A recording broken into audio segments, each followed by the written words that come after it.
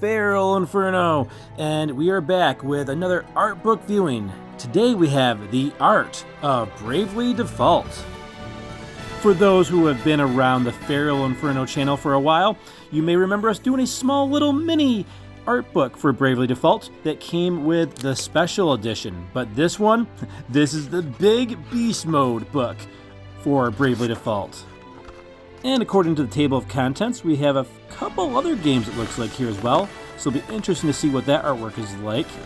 And here we go, the cover artwork for this book. This looks awesome. Really loving this, all the little different scenes and the spiral there with the main characters in front.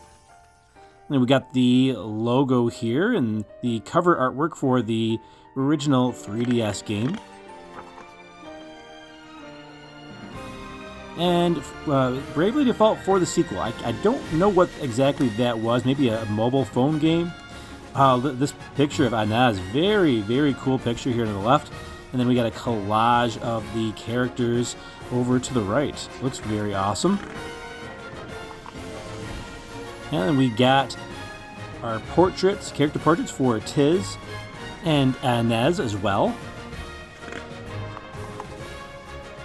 And there is Ring a Bell and Adia Lee. And I loved the characters in this game. 4 main characters, and they were all really great. And here we have some of the villains and asterisk holders from the game. Nice to see them in a nice group portrait there. And we got a few others as well.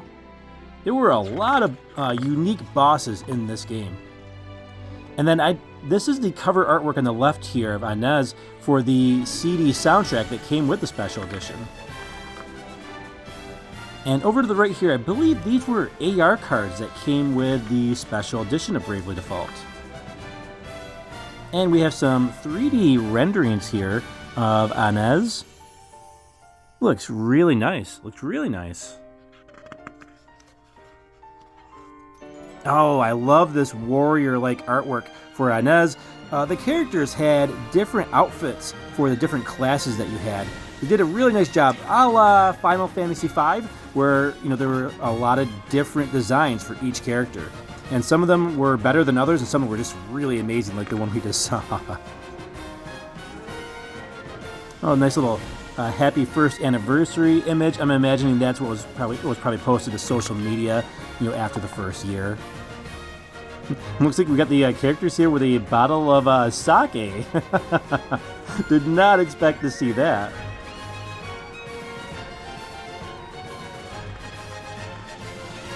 And looks like we've got some sketches here. And we'll go through these rather quickly. Feel free to pause it.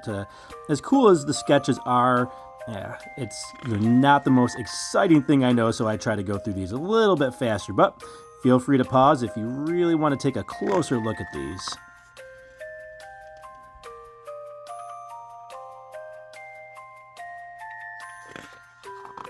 And looks like we've got the, the whole hey, look at them from each side, each angle, what's their height, differences here.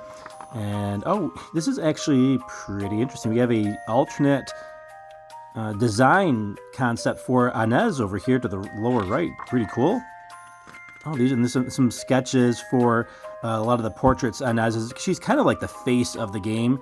Not necessarily the main character, but she definitely was the face of the game. Kind of like Terra was with Final Fantasy VI. She wasn't necessarily the main character, but she kind of was.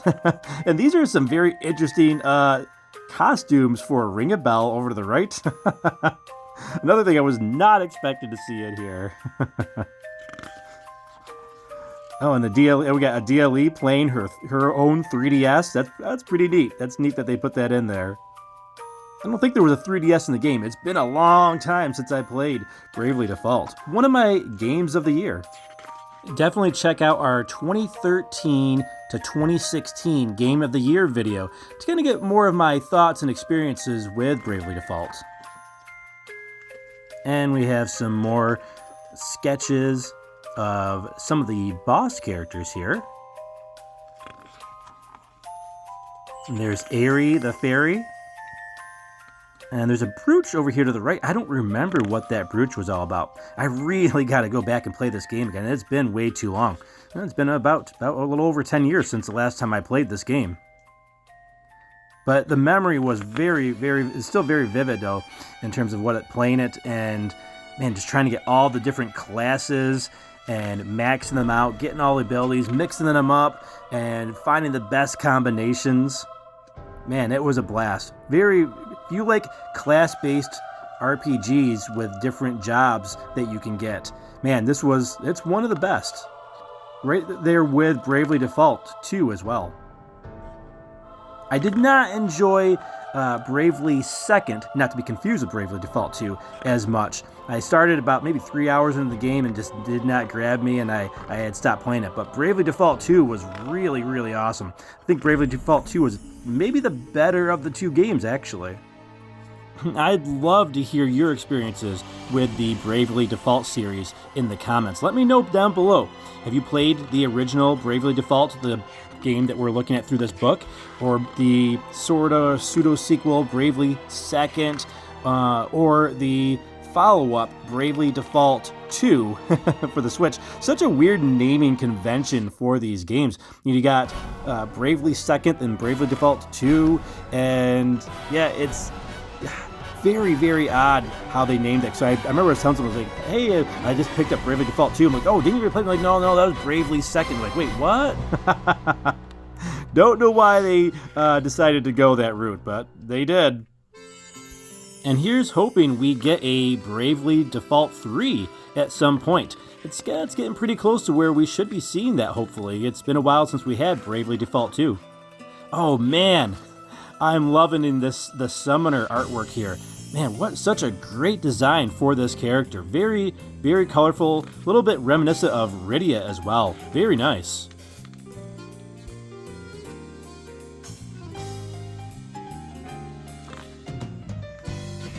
Now, it looks like we're really kind of stuck here in the sketches section of the art book, which is kind of odd because typically you don't see these sketches and these types of designs, like, hey, like the alternate views, until like usually I think later in a lot of these art books. So kind of weird that you got that right here towards the beginning, middle of the art book rather than at the end.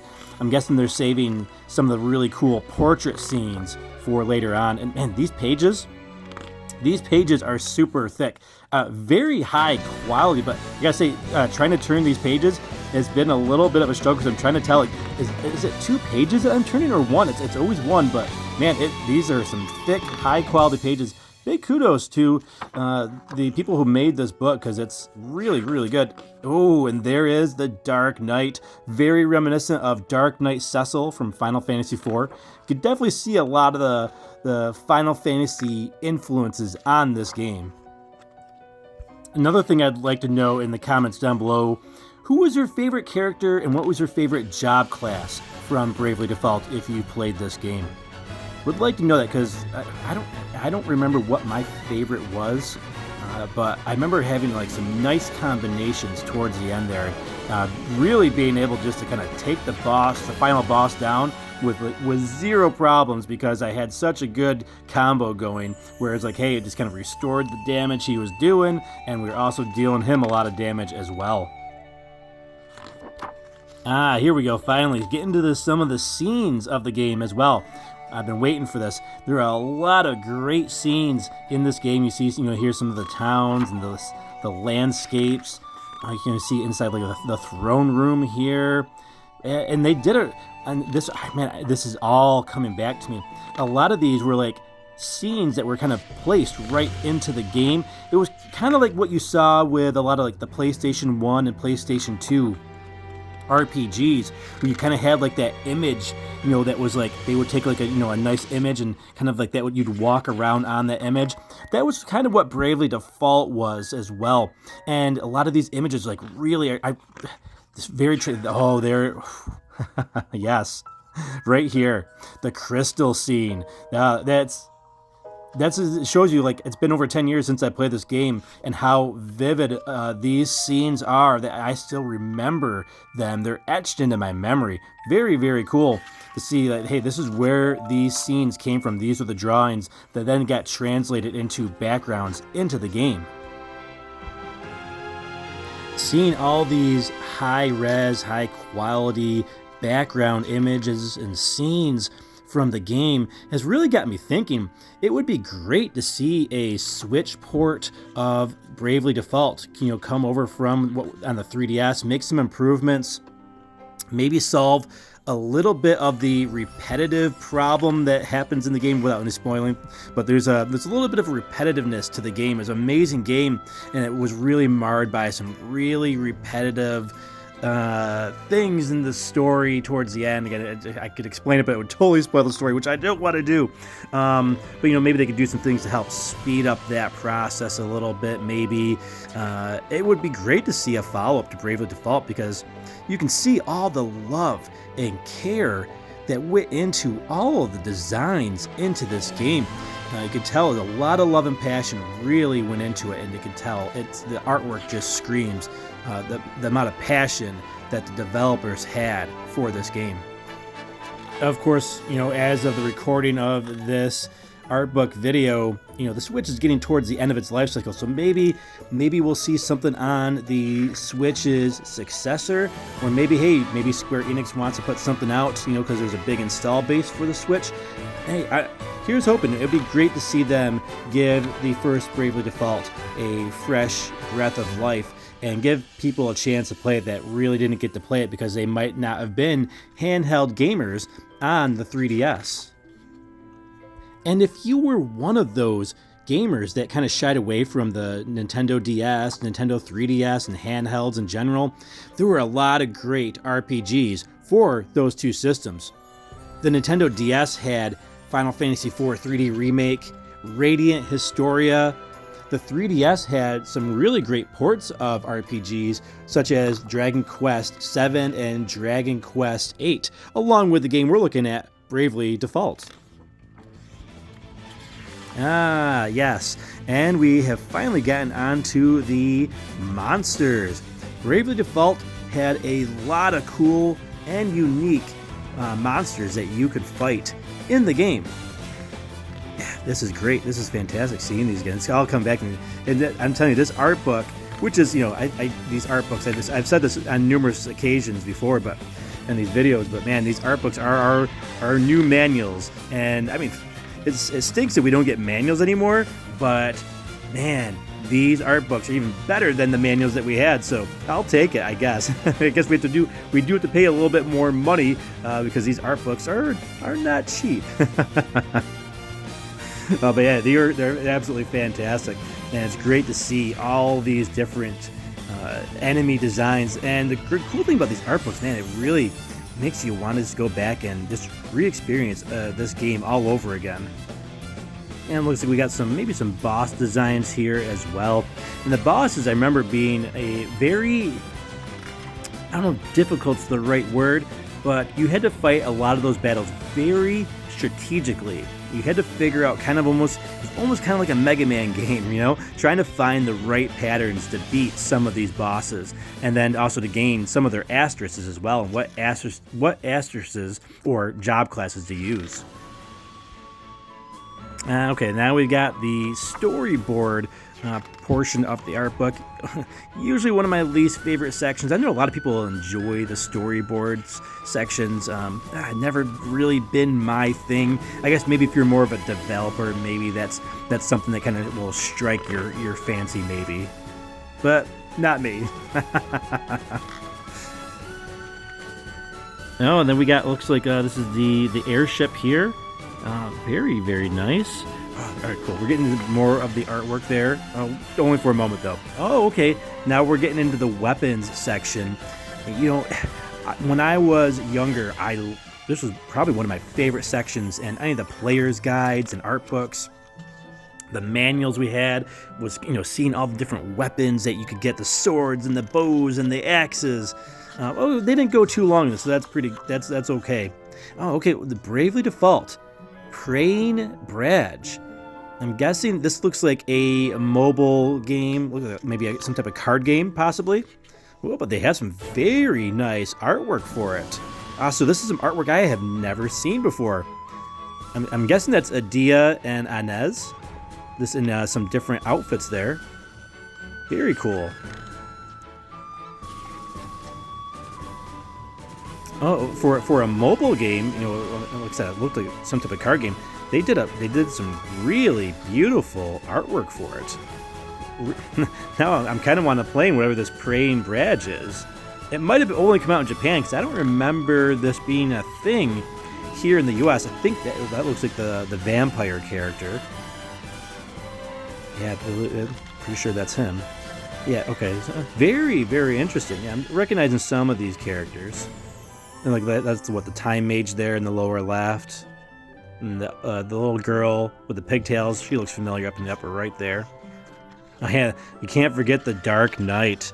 Yes, and then you got the Summoner over here as well. And also there's the Paladin class. Yeah, so it's very different artwork from Bravely Default, you know, different variations of the artwork.